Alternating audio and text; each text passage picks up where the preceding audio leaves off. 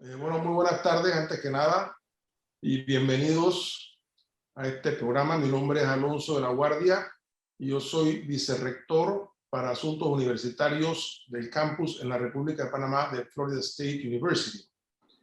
Me da mucho gusto tenerlos a todos reunidos en esta ocasión para esta conferencia, que más que conferencia va a ser un conversatorio para el cual hemos escogido el tema Desafíos de la Justicia en América Latina. Esta conferencia es parte de un ciclo de conferencias preparado y promovido por nuestro programa de maestría en asuntos internacionales que dirige el doctor Carlos de Baramán, que nos acompaña en la tarde de hoy.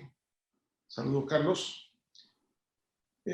Para discutir este tema, en el día de hoy tenemos dos distinguidos conferencistas. Son ellos el doctor Jared Bennett, juez magistrado federal de los Estados Unidos de América en el Distrito Judicial de Utah, y la doctora Carla Pousa, profesora asociada del programa de maestría de Florida State University, a quien le damos una muy cordial bienvenida también.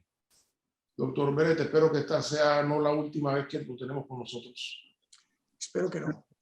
El doctor Bennett recibió el título de Juris Doctor de la Universidad de Utah, que le otorgó también un certificado de Derecho Ambiental, una licenciatura en Ciencias y una maestría en Administración. En mayo del año 2020 fue nombrado juez magistrado federal, luego de una carrera distinguida en diferentes instancias del sistema judicial estadounidense.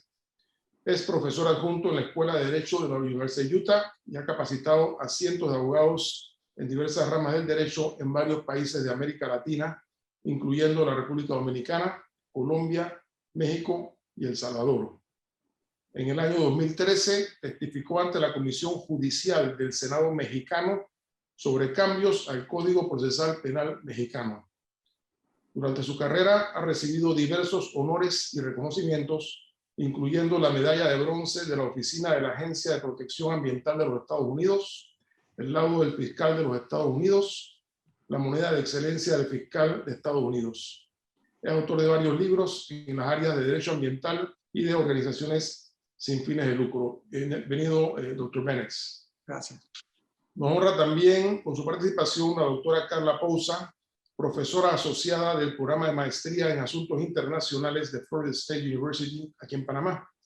La doctora Pousa es egresada de la Universidad de Miami, donde recibió el título de doctora en asuntos internacionales y maestría en leyes. Ostenta también una licenciatura en leyes y ciencias políticas de la Universidad de Panamá. Está certificada en análisis y mediación de conflictos y en educación.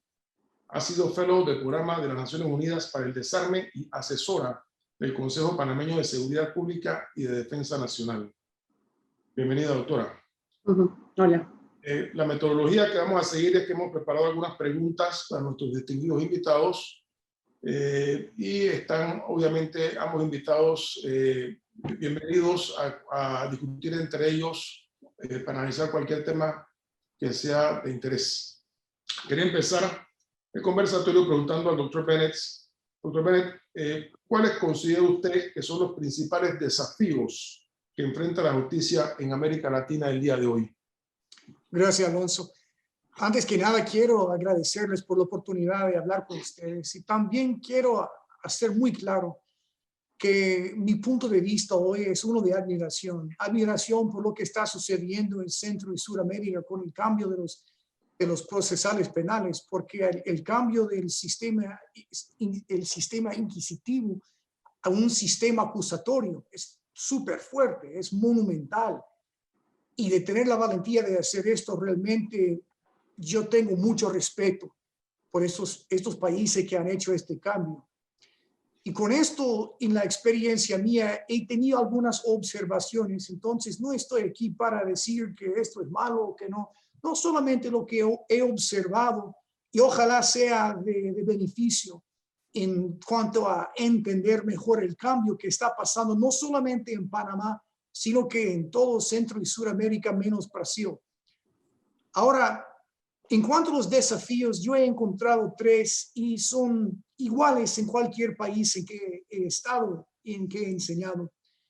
Primero es que el cambio al sistema acusatorio requiere un cambio entre la relación entre la policía y la fiscalía. Normalmente tradicionalmente yo creo que haya existido algunas diferencias o mala confianza entre los dos cuerpos. La policía a veces piensa que los fiscales son como reyes o piensan que son reyes. O sea, don fiscal, necesito lo siguiente.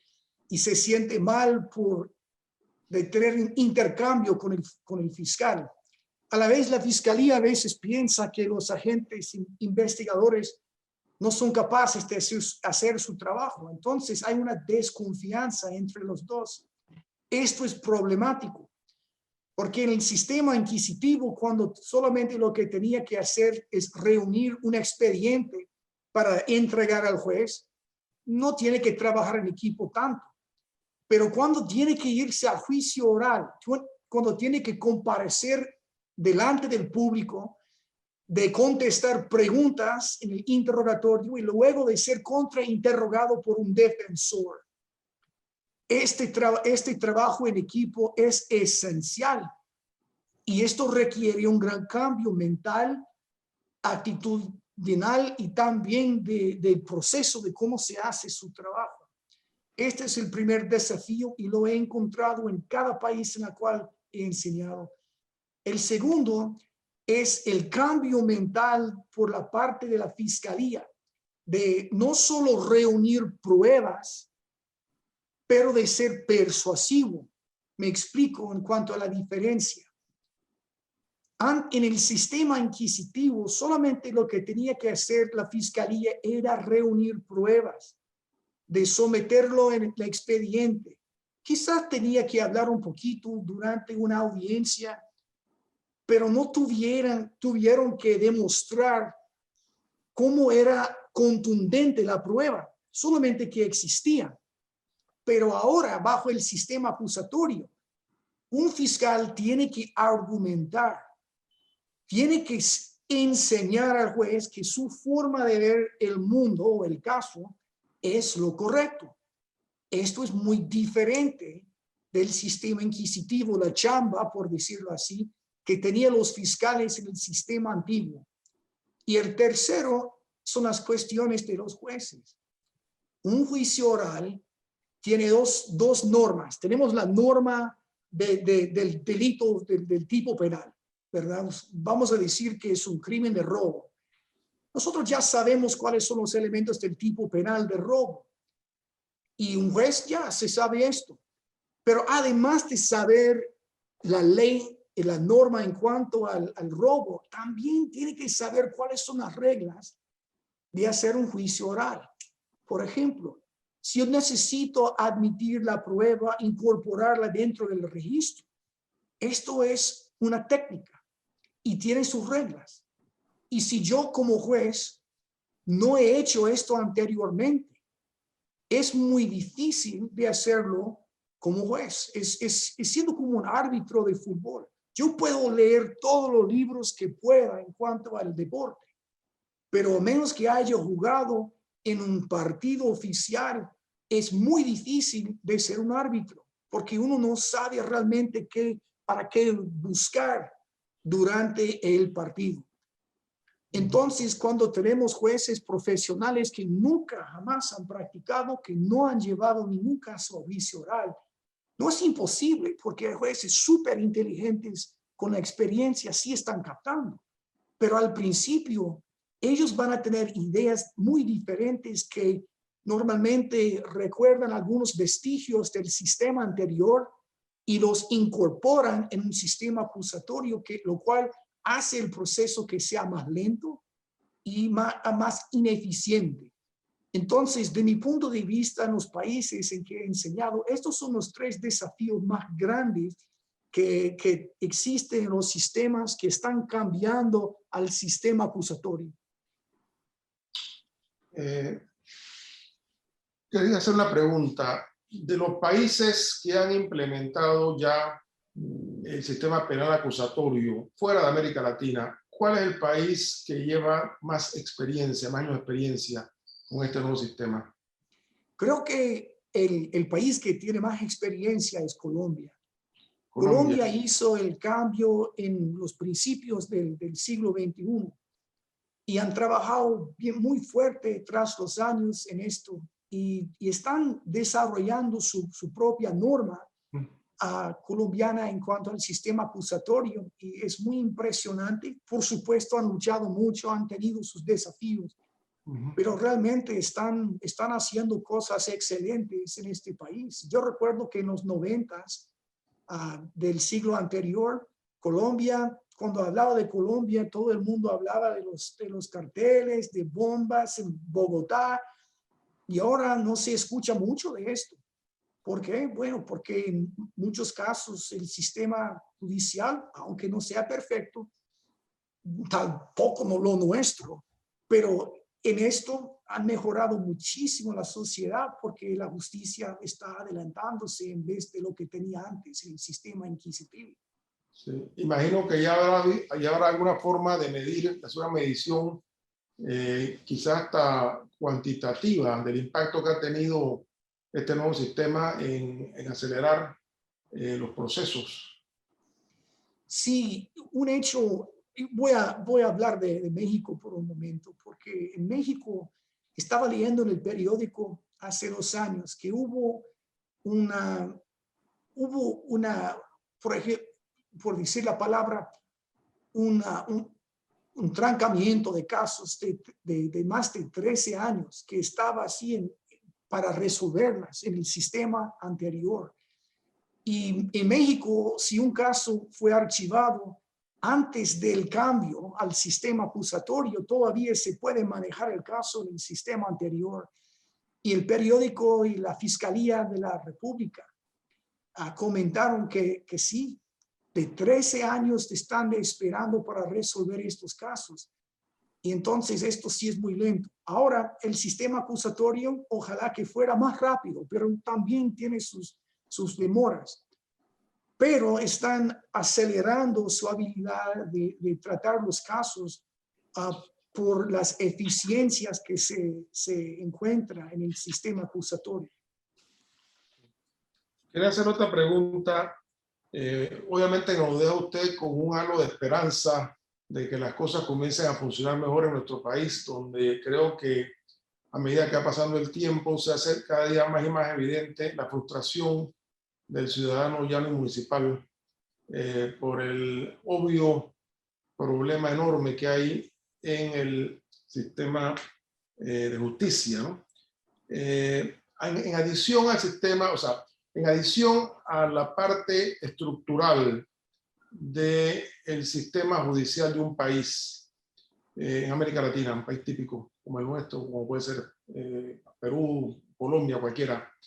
En adición a esos factores que digamos así son estructurales de la misma estructura judicial, del mismo ámbito judicial, obviamente que todas nuestras sociedades hoy día están sometidas a una serie de presiones que vienen de factores tales como la globalización, la aceleración de la tecnología, el crecimiento de la población.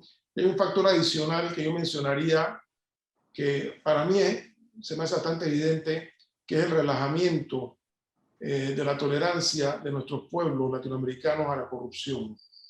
Es un tema que hoy en día está siendo muy discutido en Panamá, donde hemos tenido tradicionalmente una alta tolerancia a la corrupción. Eso no es ningún secreto.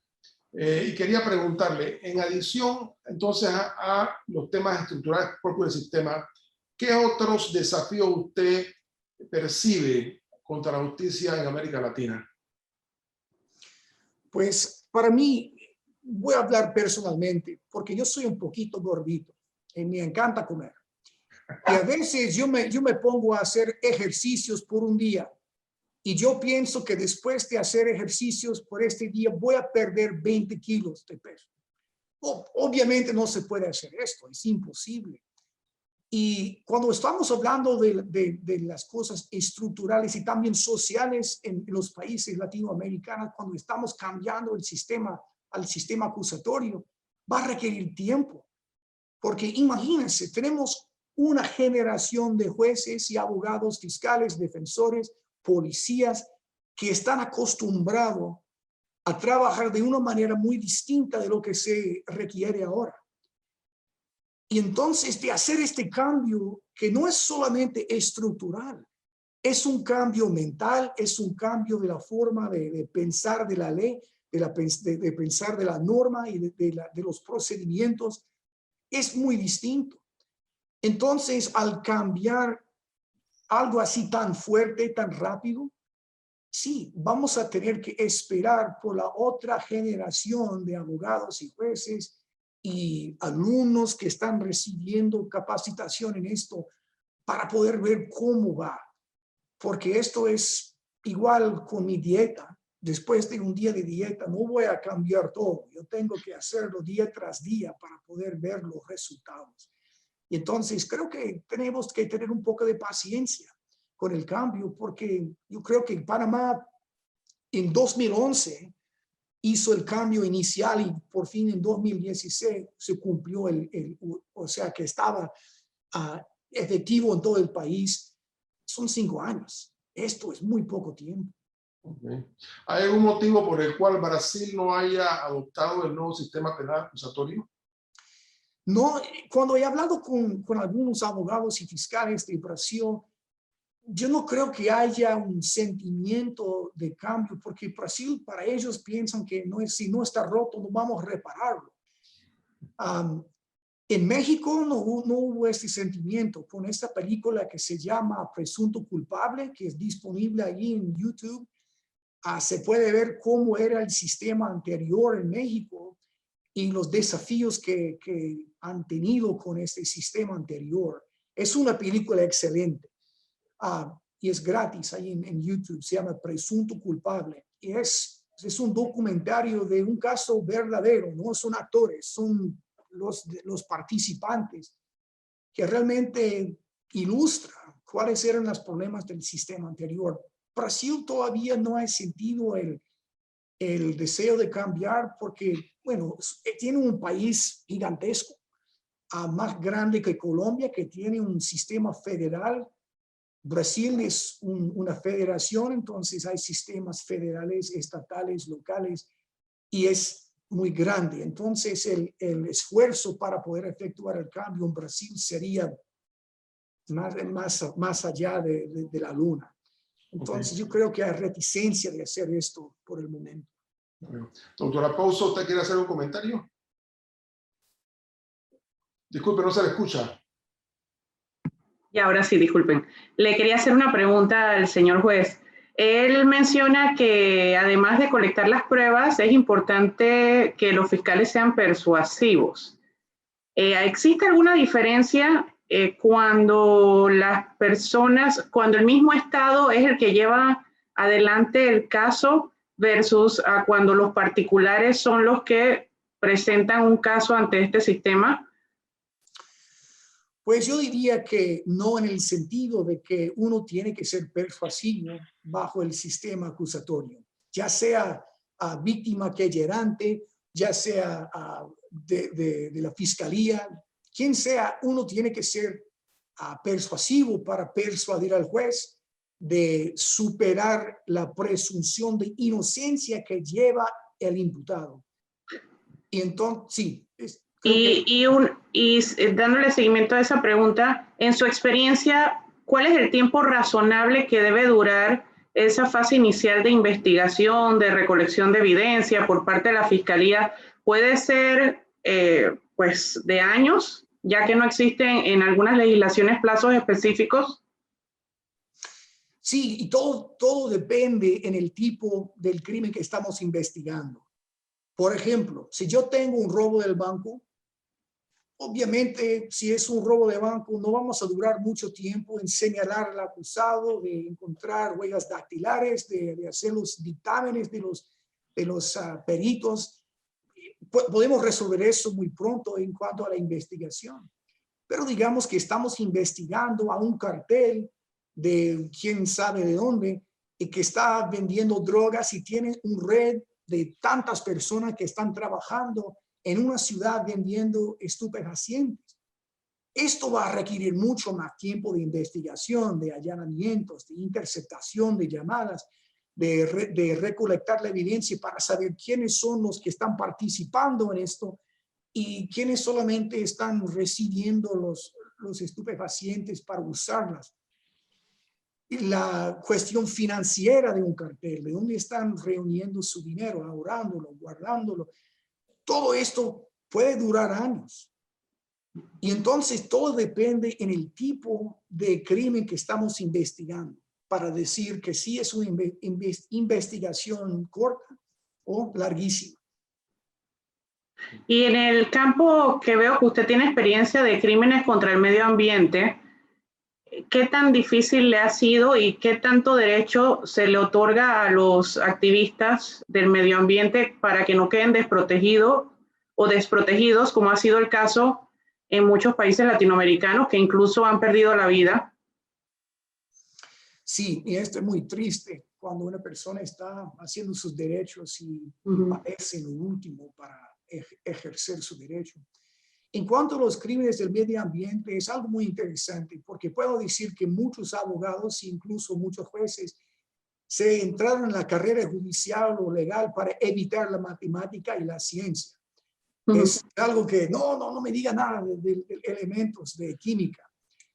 Pero en crímenes del medio ambiente, así se trata. Yo tengo un table de los elementos allí por encima de mi escritorio y todo el mundo entraba, Bennett, ¿cuál es tu problema? Ya tiene la química ahí arriba, tiene problemas mentales.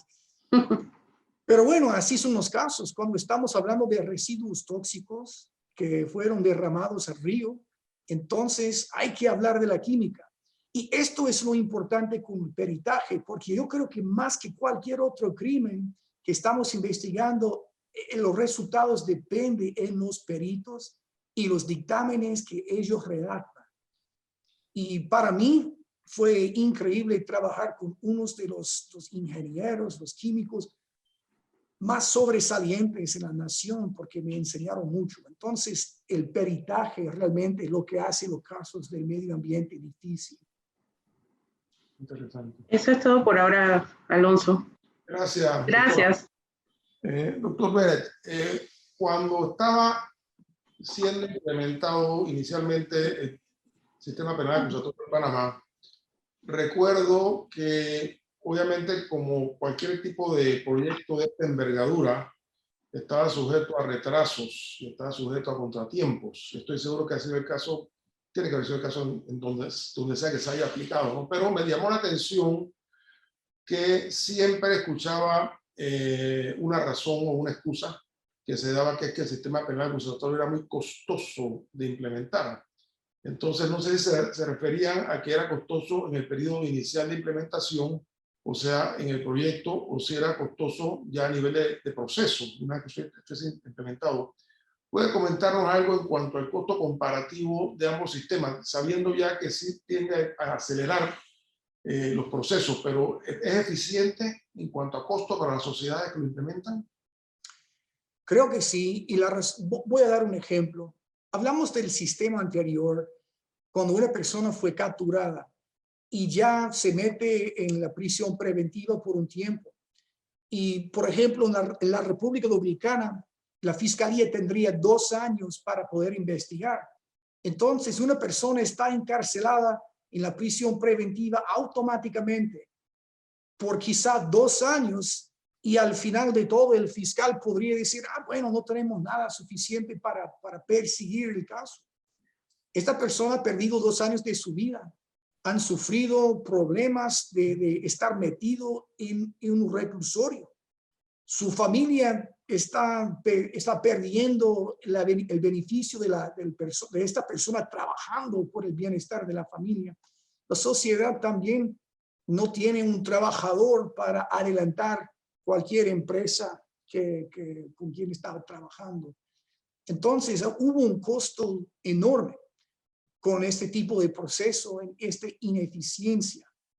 Ahora, no puedo decir que el sistema acusatorio no es costoso. Claro que sí, porque cuando estamos hablando de perseguir crímenes, esto sí va a costar. Pero no creo que si estamos haciendo todo lo que debemos eficientemente, se debe ser más breve y más útil. Me explico otra vez. Ahora, cuando una persona, un imputado, se comparece delante de mí, yo tengo que decidir si deben estar en tener medidas cautelares o deben estar en la prisión preventiva, o creo que se llama detención preventiva en Panamá. Y si no, este proceso debe durar normalmente 15 minutos para tomar esta decisión. Bajo el antiguo sistema, y esto es uno de los sistemas, este es un tema que estamos viendo, por ejemplo, en México con el cambio recién, que muchos jueces están pensando que la decisión de imponer prisión preventiva o medidas cautelares es un mini juicio. Entonces, esto está durando horas, cuando realmente esta decisión debe durar quizás 1 hora a lo más largo. Entonces, el sistema acusatorio sí tiene la potencial de ser mucho menos costoso, pero estamos todavía trabajando con cómo cómo debemos trabajar en el sistema, y especialmente los jueces que están agregando o están imponiendo más tiempo de lo que merece algunos de las etapas del proceso en el código, porque todavía realmente no han capturado en la visión de lo que es este etapa, este proceso, el tipo de proceso que están adjudicando. Bueno, el sistema penal acusatorio obviamente que ofrece la promesa de que los procesos van a ser agilizados, y eso debe tener un impacto enorme en las sociedades, ¿no? Para hacer más eficiente la administración de la justicia.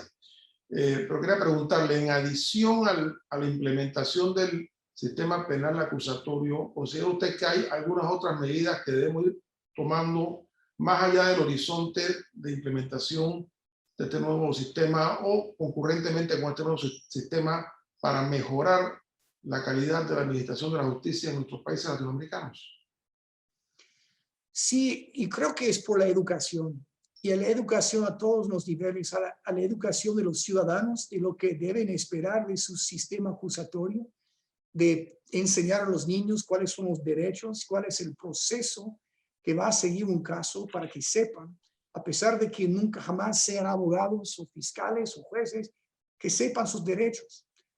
También la capacitación de los jueces es importante, de poder charlar cómo podemos mejorar el proceso, cómo podemos hacerlo para que sea eficaz, para que haya justicia, para que podamos proteger los derechos de todos, no solamente el imputado, sino que también la víctima, y podemos tener buenas ideas en cuanto a la fiscalía, de poder entender cómo podemos trabajar mejor con los peritos, con los agentes, cómo podemos capacitar a ellos para que estén listos para sobrellevar los deberes que el sistema acusatorio impone sobre ellos.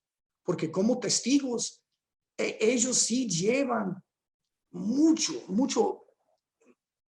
información que van a entregar al juez mediante el testigo, su carácter, su método de trabajar. Todo esto ahora es importante para que el juez pueda tomar una decisión y pueda decir que este agente policial es creíble. Entonces, trabajando con ellos en este aspecto, y también el público revisando y siendo como la guardia, por decirlo así, el proceso disminuye la oportunidad que haya corrupción, porque si un juez o si un fiscal toma una decisión cuando ya está bien conocido que lo que ha hecho esta persona y ya se resuelve el caso sin nada, entonces esto sí señala que, bueno, debemos investigar un poquito más lo que sucedió, y también el papel que toma la víctima como querellante coadyuvante también puede ayudar al proceso si la fiscalía no está haciendo lo que la víctima piensa que debe hacer. Entonces, el sistema panameño y los demás que están muy parecidos a Panamá, ya tienen los recursos, ya tienen los instrumentos en el sistema para poder guardar en contra de las cosas de las cuales estabas hablando. Quería tocar un tema que se aparta un poquito del tema central, ¿no? De las estructuras de los sistemas de administración de justicia, pero yo creo que es muy importante que lo conversemos un poco, ¿no? Y es el tema de la lista Engel. El día 1 de julio, o sea, hace escasamente una semana, el secretario de Estado de los Estados Unidos, Anthony Blinken, publicó por primera vez una lista de 50 personas residentes o ciudadanos de los países de Guatemala, Honduras y El Salvador, que el gobierno americano, específicamente el Departamento de Estado, luego de evaluar indicios, considera que son personas corruptas o personas que están involucrados en actividades que de alguna manera inciden negativamente sobre la democracia, sobre procesos democráticos en Guatemala, Honduras y El Salvador. Es interesante que esta ley obviamente forma parte de la ley del Triángulo Guatemala, Honduras y El Salvador, que es una iniciativa con una duración de 5 años, que es un proyecto básicamente del Partido Demócrata. El señor Elliott, que propuso la ley, era demócrata, ya perdió la curul, dicho sea de paso, y la publicación de la lista ocurrió unos días después de la visita de la vicepresidenta de los Estados Unidos a Guatemala, Honduras y El Salvador. Entonces, el mensaje, obviamente que esto es un asunto que tiene principalmente connotaciones políticas, porque sabemos que es un instrumento, una herramienta de política exterior, principalmente. Sin embargo, llama la atención, usted mencionó presunto culpable, como el título de una película, y aquí lo que estamos viendo no son presuntos inocentes, que es lo que manda nuestra legislación y nuestras tradiciones que sea nuestro norte. Aquí estamos básicamente señalando a ciertas personas como presuntos culpables dentro de un ámbito político, obviamente, no estamos hablando dentro de un ámbito estrictamente judicial. Sin embargo, me pregunto si a usted, si tendría alguna opinión sobre si esta nueva medida de Estados Unidos, dos cosas. Primero, es el primer paso que estaría dando los Estados Unidos en dirección a, no digo yo un intervencionismo judicial, porque obviamente cada país tiene derecho a darle visa a quien guste y quitársela a quien también no le guste. No me refiero a eso.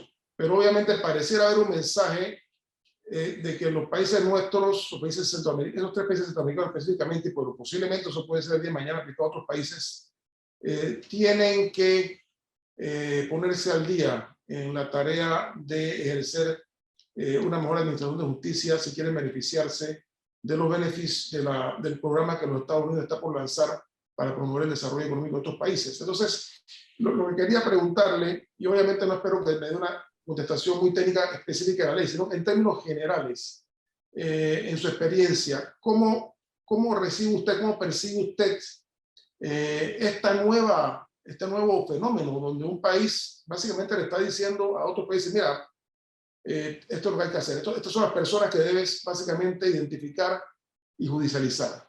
No sé si quisiera comentar sobre eso.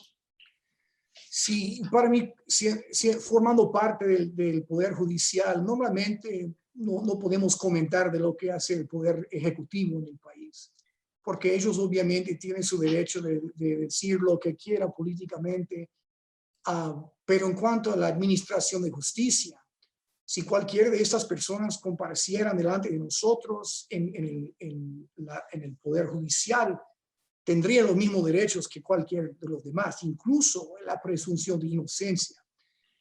Y entonces la Fiscalía tendría que presentar las pruebas que convence al jurado más allá de toda duda razonable de que había cometido el tipo penal que lo acusan en la Fiscalía. Esto sería igual para cualquier persona de Centroamérica, tal como a cualquier ciudadano estadounidense. Entonces, lo que declara el Ejecutivo en cuanto a quiénes son, qué tipo de personas son, no nos afecta. Y cuando estamos en un juicio, de hecho, yo tengo que instruir al jurado de que ustedes no pueden ni buscar por el internet nada de investigación propia de este caso. La evidencia que tiene que tomar en cuenta es solamente la evidencia que fue desahogada durante esta audiencia, este juicio oral, y más nada. Entonces el Ejecutivo y también la prensa, ¿verdad? El periódico puede decir que fulano de tal sí es culpable y puede decir que es un enemigo de toda la humanidad. Pero cuando comparecen en la corte, es un mundo aparte de lo que está sucediendo afuera. Tenemos que tomar solamente la evidencia desahogada en esta audiencia para poder enjuiciar a una persona y respetar los derechos. Entonces, para mí, sí, el Ejecutivo dijo lo que dijeron, pero para nosotros, en cuanto a los derechos, no nos afecta para nada. Muchas gracias. Quería invitar al doctor Guevaramán, que me comentó que quería hacer una pregunta. Tienes que poner el micrófono, Carlos. Sí. Muchas gracias, Alonso. Saludos. Un saludo especial al juez Bennett. Gracias por acompañarnos en la tarde de hoy para compartir con nosotros sus puntos de vista. A la doctora Pousa, también un saludo muy especial, mi querida y apreciada colega, vecina, cuando veníamos a la universidad, ahora se me ha apartado, pero gracias a Dios existen medios virtuales que nos acercan. Al juez Bennett yo quisiera hacerle una pregunta en términos de su propia apreciación. ¿Ha tenido la oportunidad de estudiar los sistemas judiciales o algunos sistemas judiciales de América Latina? Y por supuesto conoce el sistema federal porque es juez magistrado en ese sistema, en el sistema federal. Tomando en cuenta que en Estados Unidos hay 51 sistemas de justicia, no solamente uno, hay un sistema federal y 50 sistemas estatales de justicia. Tomando eso en cuenta, pero tratando de hacer una abreviación o un resumen lo más sucinto posible, ¿cuáles diría usted que son las diferencias más apreciables entre el sistema estadounidense y los sistemas latinoamericanos de administración de justicia? Enfatizando especialmente un aspecto que para todos es importante y es el de la efectividad. Sería mi pregunta para usted, juez Bennett, y muchas gracias por su participación. A usted, Carlos, muchísimas gracias. Es una pregunta muy interesante porque lo que yo he encontrado en los códigos procesales penales de Latinoamérica es que a veces incluyen vestigios del sistema anterior. Me explico. Cuando una persona, incluso en el código panameño, porque lo estaba leyéndolo esta semana, siempre incluye lo que se llama la vinculación al proceso. Entonces, cada persona que, por ejemplo, es capturado por haber hecho algo, tiene que ser vinculado al proceso. Hay una impugnación que hace la fiscalía, hay medidas cautelares y lo siguiente, y luego, después de un plazo de investigación suplementaria que la corte observa, luego el fiscal tiene que decidir si debe aplicar los criterios de oportunidad o sobreseimiento o se debe acusar. Y luego con la acusación ya comenzamos la ida al juicio oral. En el sistema estadounidense no comenzamos con la vinculación al proceso normalmente, solamente comenzamos con la acusación. Y no hay un plazo de investigación suplementaria que la corte supervisa. Es solamente la fiscalía dice, mediante un gran jurado, que es un grupo de 23 personas que deciden si deben imponer cargos o no, que ya aquí es la acusación, vamos a juicio en 70 días. Ahora normalmente dura más de 70 días para ir al juicio. Pero esto es cuestión del acusado o imputado que está pidiendo más tiempo para conocer el caso, para hablar con la fiscalía.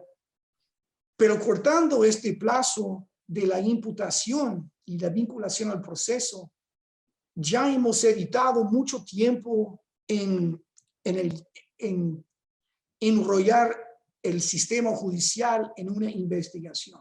Ahora, claro que sí, si hay un allanamiento, la fiscalía nos tiene que comparecer y pedir, solicitar un orden de allanamiento e interceptación de llamadas antes de acusar, por supuesto. Pero esto, solamente yo toco la investigación para emitir estos órdenes, para dictar un auto de allanamiento, pero no tengo más supervisión de la investigación que este mínimo contacto. Y luego, si están listos para acusar, que lo acusen y vamos a juicio oral. No vamos a pasar este plazo de tiempo así juntos, porque esto sí dura más tiempo. ¿Me explico? Sí. Doctor Bennett, una pregunta que, disculpe que yo no soy abogado y realmente no tengo mayor conocimiento de esta área, pero la necesidad de documentar lo actuado en todo proceso judicial es importantísima. Imagino yo que sobre todo en países que siguen los códigos de ley común, ¿no? Donde realmente los jueces hacen leyes al final del día. Y la pregunta que le hacía es, en los juicios orales, la totalidad del juicio es eventualmente escrita, documentada por escrito también, o se hacen registros orales también. Muy buena pregunta. Primeramente, antes que nada, quiero felicitarle por no ser abogado por esto. Quiero decir que tiene una mente que sí funciona. Pero en cuanto a los juicios orales, sí, todo es oral. A veces tenemos evidencia documental, pero no es, por ejemplo, si yo tengo un dictamen de un perito, la evidencia que se desahoga durante el juicio no es el peritaje, no es el dictamen, o sea, el documento, es su testimonio oral. Okay. Porque uno de los derechos de los imputados es el derecho de confrontar al Estado y confrontar a los testigos que están hablando en contra de ellos. Yo no puedo confrontar un documento. Entonces el perito sí tiene que declarar, porque como defensor ahora sí tengo la oportunidad de contrainterrogar al perito para saber cuáles son las presunciones que tomó en su dictamen. Siguió las pautas aprobadas de ser este tipo de peritaje. Por ejemplo, hablando de dactiloscopia, hay reglas en el mundo. Sociedades han declarado, aquí son las reglas de hacer un dactiloscopia. Siguientes pautas. Y como defensor, yo puedo leer su dictamen, porque van a proporcionarlo antes del juicio. Pero lo voy a atacar mediante las preguntas orales en el juicio oral. Y yo puedo observar que aquí en este dictamen no incluyó nada de las pautas que se debe seguir para hacer un dactiloscopia. Y por lo tanto, al atacarlo, yo puedo atacar la credibilidad confrontando al testigo oralmente. Entonces, tenemos que evitar en un juicio oral este tipo de evidencia que se llama testimonio de oído o testimonio de referencia. Cada persona, cada testigo que comparece tiene que tener conocimiento propio de los hechos. Y así podemos confrontarlo en vez de decir, bueno, fulano de tal me dijo lo siguiente, entonces yo me pongo allí para decir lo que fulano de tal me dijo. No, el acusado, el imputado no tiene el derecho de confrontar. Tenemos que llevar al fulano de tal aquí como testigo para que pueda testificar y ser confrontado por el acusado. Entonces, la oralidad es importantísima en un juicio oral porque proporciona la manera de confrontar a un testigo y así mantener sus derechos. Muchas gracias. Nos quedan unos breves minutos. Envié por el chat una invitación a los miembros de la audiencia. Si alguno quisiese hacer una pregunta para el doctor Bennett, por favor, puede escribirla en el chat y yo con mucho gusto se la transcribo. Doctor Bennett, nos deja usted con un sentimiento de optimismo, un sentimiento de que hay un camino para que las cosas mejoren y que en efecto ese camino está siendo en estos momentos recorrido por nuestras autoridades. ¿Es correcto pensar que usted tiene una visión positiva sobre el futuro de la administración de justicia en América Latina? Claro que sí.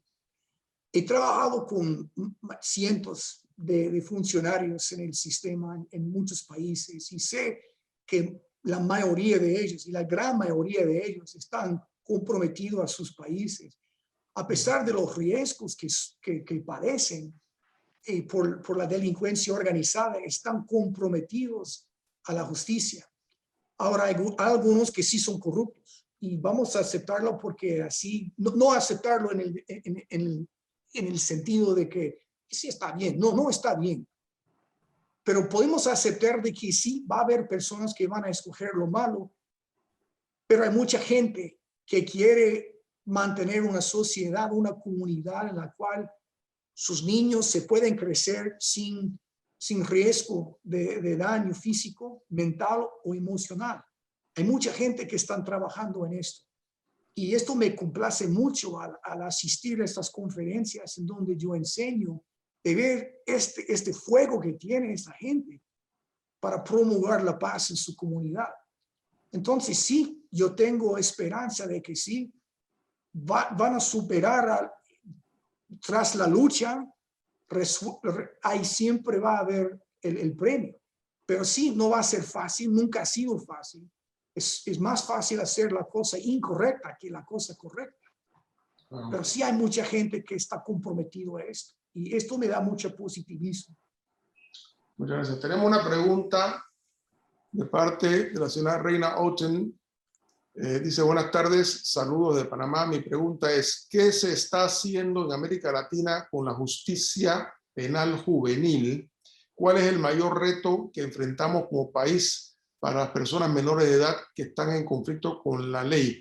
Es preocupante ya que en Panamá cuenta con 7 reformas a la ley 40 y todavía no dan con la respuesta. No espero que sea usted un experto en ley juvenil panameña, pero quizás debemos aprovechar la oportunidad para preguntarle qué impacto tiene el sistema penal acusatorio sobre la justicia juvenil. Sí, este cambio yo creo que va a realizarse poco a poco porque el sistema juvenil es un poquito, obviamente es diferente que el sistema de los adultos porque estamos trabajando con menores de edad que todavía no han formado la habilidad en muchos casos de tener, por ejemplo, de cometer un crimen con dolo, con la intención de vida que necesitaríamos para condenar a un adulto. Pero en Latinoamérica, desde ahora, yo creo que la mayoría de los países están haciendo lo que siempre han hecho en el pasado. O sea que muchas de estas reformas de las cuales estaba hablando yo realmente no han llegado todavía al sistema juvenil. Ahora, lo que la señora Outen dice, no puedo discutir la realidad y la verdad que está hablando ella, porque creo que esto es importantísimo. Pero por el momento no ha habido mucho esfuerzo para cambiar el sistema más allá de lo que era antes del cambio al sistema acusatorio. Interesante. Bueno, ya estamos llegando al final de nuestra conferencia. Quisiera invitar al doctor Bennett a que haga algún comentario final para cerrar entonces así nuestra conferencia en el día de hoy. Pues antes de nuevo quiero agradecerles a todos por esta oportunidad de conversar con ustedes. Me encanta la oportunidad de hablar de lo que amo, y es la justicia. Y me encanta hablar en español a pesar de que no sea perfecto. Es una bendición de poder conversar con otras personas en el mundo que realmente están buscando esta tranquilidad en su país, en su comunidad, y estamos así ligados, vinculados juntos en esto, de poder encontrar la manera de trabajar juntos a pesar de los países de donde vengamos, no importa, estamos ligados en esta misión tan importante. Y para mí ha sido un privilegio de conversar con ustedes. Espero que podamos hacerlo de nuevo y que podamos charlar más a fondo de algunos de estos temas de los cuales hemos tratado hoy. Pero de verdad, desde mi corazón, quiero agradecerles a todos ustedes por esta oportunidad. Muchas gracias, doctor Bennett, de parte de Florida State University y de nuestro programa de maestría en asuntos internacionales. Queremos agradecerle de todo corazón nos haya dedicado este tiempo. Sabemos que tiene usted una agenda bastante atareada. Igualmente queremos agradecer a toda la audiencia por habernos permitido compartir con ustedes esta hora de conversación sobre este tema tan interesante y que nos afecta a todos como ciudadanos. Muchas gracias y que tengan un buen día. Gracias. Hasta luego. Nos vemos.